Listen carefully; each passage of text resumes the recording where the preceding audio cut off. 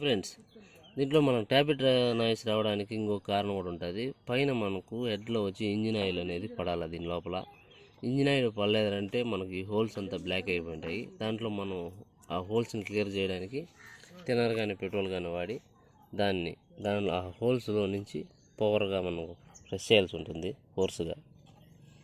అలా ఫోర్స్ చేసినప్పుడు కింద వచ్చి మనకు రావాలి, అది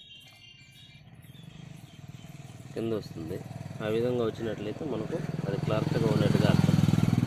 ఓకే, అదొక ఫస్ట్ ప్రాసెస్. అయితే సెకండ్ ప్రాసెస్లో మనకు హైడ్రాలిక్ ట్యాపెట్స్ కింద మనకు ఇక్కడ ఉంటుంది. హైడ్రాలిక్ ట్యాపెట్స్ ఇవి మనకు పోయింది లేదంటే దీంట్లో ఏదైనా ప్రాబ్లం ఉంది తెలుసుకోవాలంటే మనం హైడ్రాలిక్ రాడ్స్ ఉంటాయి కాబట్టి దాన్ని ఇట్లా ప్రెస్ చేసినట్టయితే కిందికి పోయింది అంటే ప్రాబ్లం ఉన్నట్టు, కిందికి పోలేదు అన్నప్పుడు అది బాగున్నట్లుగా మనం గుర్తించాల్సి ఉంటుంది. ఇప్పుడు ఇది పర్ఫెక్ట్గా ఉంది.